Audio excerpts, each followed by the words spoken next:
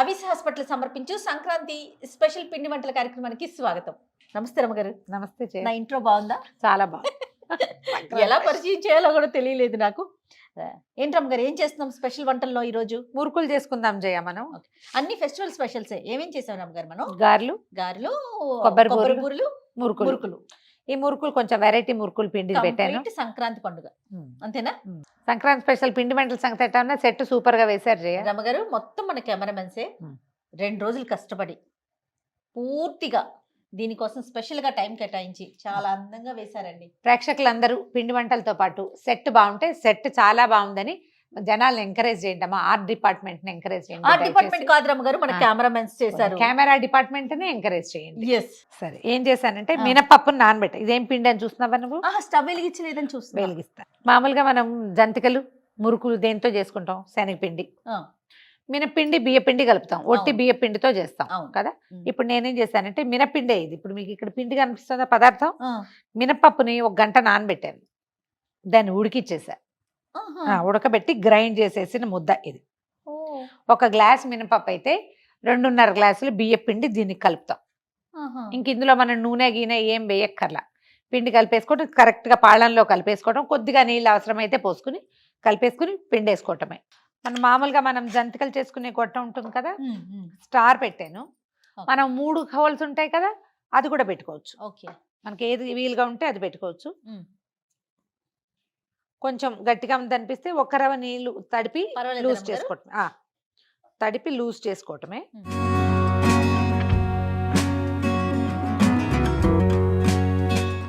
పుచ్చి మనకి ఎంతంత కావాలనుకుంటే అంతంత చుట్టాలి. నేనేం చేస్తానంటే జయ, ఇవి నూనెలో కూడా డైరెక్ట్ గా పిండొచ్చు, దీంతో వచ్చే ఇబ్బంది ఏం లేదు. నా ప్లాన్ ఏంటంటే చేతులు కాలకుండా ఉంటాయి. ఎవరైనా ఒకళ్ళమే ఉన్నామనుకో, ఓ 3-4 ఓ 10-15 పిండేసుకుని వేసుకోవచ్చు. అందుకని అలా చేస్తా.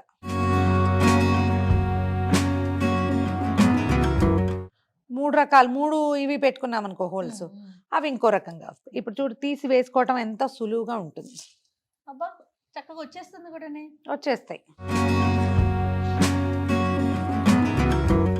ఇది మనం అంతే సింపుల్గా అయిపోతాయి అని అనమాట.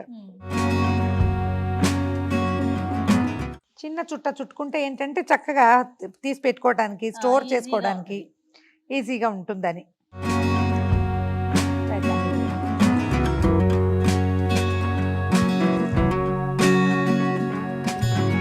ఇంట్లో ఎవరైనా జెంట్స్ ఉన్నా కూడా వాళ్ళతో ఇది ఇలా చుట్టండి అని చెప్పి మనం వేయించేసుకోవచ్చు. నేను చేస్తే ఓ 15 అట్లా పిండేసి పక్కన పెట్టుకుని ఒక 15 అలా పిండుకొని మళ్ళీ వేయించటము. ఒకదాన్నే చేసినప్పుడు అట్లా. ఎవరైనా దొరికారనుకో సహాయం ఇంట్లో, మీరు జెంట్స్తో చేయిస్తారా అని అడగండి, నేను చేయించను, నాకు అంత అవకాశం లేదు, కానీ అలా చేసుకోవచ్చు అని చెప్తాను. డాక్టర్ గారే ఫుల్ బిజీ ఉంటారు కదా. భలే వచ్చినాయండి, క్షణాల్లో వచ్చేస్తాయి. కొంచెం వేగడానికి సమయం పడుతుంది. పిండి ఉడికిన పిండి కదా, ఏ కలర్ రావాలండి? కొంచెం ముదురు రంగు వస్తే బాగుంటాయి ఇవి. ఎందుకంటే ఇందులో మనం కారం వేయలేదు, అల్లం పచ్చిమిర్చి ఏం వేయలే. అందుకని ఇవి తెల్లగానే ఉంటాయి. వేగనివ్వాలంతే, లేకపోతే కొంచెం మెత్తగా ఉంటాయి. టైం ఇవ్వాలి. వేగానే వచ్చేస్తాయి పైకి. బియ్య పిండి అవ్వటం వల్ల. చూడు, ఇప్పుడు మనం దీని నిండా చుడితే దాని నిండా సరిపోతుంది. చూడండి, వరుసగా చుట్టేస్తే ఒకేసారి వచ్చేస్తాయి మొత్తం. కారం కూడా వేసుకోవచ్చు అంటారా? వేసుకోవచ్చు, చాయిస్ వేసుకోవచ్చు. కొంచెం అల్లం పచ్చిమిర్చి వేసుకోవచ్చు. ఈ గట్టితనం సరిపోతుంది. ఒకవేళ ఏదైనా ఇది కొంచెం మనం నిదానంగా చేసాం, ఆరిపోయింది అనిపిస్తే ఒక్కసారి తడిచేయి చేసుకుని పిండి మెదిపామంటే మళ్ళీ నార్మల్ అయిపోతుంది. కావలసినంత లూజ్గా వచ్చేస్తుంది. ఎక్కువ పిసిపిసాని చేయకూడదు అనమాట. చేయక్కర్లేదు, అవసరం లేదు. శనగపిండి వేగినంత స్పీడ్గా మినపిండి వేగదు, కొంచెం టైం తీసుకుంటుంది. పైకి వేగినట్టున్నా మళ్ళీ లోపల మెత్తగా ఉంటాయి. క్రిస్ప్గా రావు కదా. ఒక్కొక్కళ్ళకి పని పద్ధతి ఒకటి ఉంటుంది కదా జయ. 6, 7, 8 అలా లెక్క పెట్టుకుంటూ చేయటం విధానం అనమాట.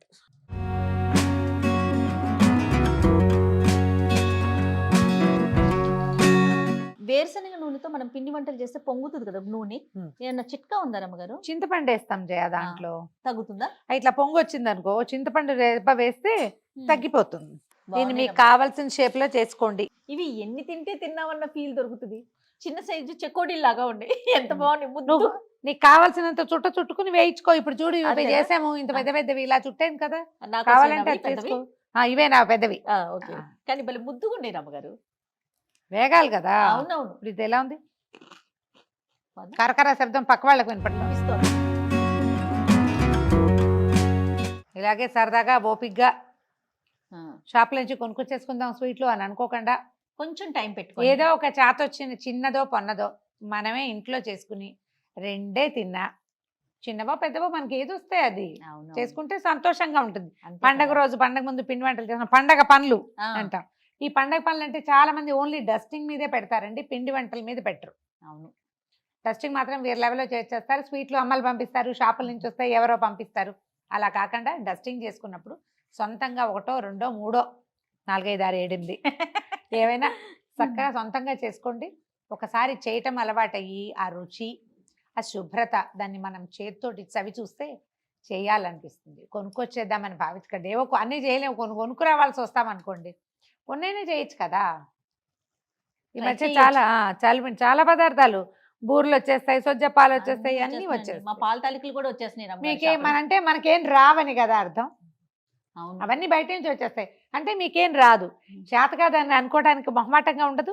అవునవును రమ్మగారు. కనీసం నాకు అది రాదు, ఇది వచ్చు అని చెప్పాలి కదా. ఆ వచ్చు అని చెప్పుకోండి. పెద్ద పండగకైనా ఏదైనా ఒక చిన్న పదార్థమైనా చేసుకోండి. చాలా సింపుల్ గా ఉన్నాయి కాబట్టి మనకి యూట్యూబ్ లోనే వస్తాయి కాబట్టి వీడియోస్ 1కి 2 సార్లు చూసి ఎక్కడైతే మనకు అర్థం కావట్లేదో పాజ్ చేసుకొని మళ్ళీ ముందుకెళ్ళి మళ్ళీ వెనక్కి వచ్చి నేను అలాగే చేస్తాను అందుకే అవునా? చెప్తున్నాను. సో చూసి చక్కగా చిన్న చిన్న పిండి వంటలు రమ్మగారు చెప్పినట్లుగా ఇంట్లో చేసుకుంటే భలే టేస్టీ అండి. టేస్టీకి టేస్ట్, ఆనందం ముందు. ఇవి చేసినవి మన పిల్లలు కానీ ఇంట్లో వాళ్ళు కానీ తింటే బాగున్నాయంటే బా మాటల్లో చెప్పలేం. నువ్వే చేసావా నిజమా అని అనిపించుకుంటే అంతే. భలే ఎక్సైట్మెంట్ గా ఉంటుంది. చాలా బాగుంటుంది. దాన్ని తప్పకుండా టేస్ట్ చూడండి ఈసారి. ఎస్ రైట్ రమ్మగారు. మరి ప్రేక్షకులకి చేయ. శుభాకాంక్షలు చెప్పేద్దామా? మరొకసారి సుమన్ టీవీ ప్రేక్షకులందరికీ సంక్రాంతి శుభాకాంక్షలు.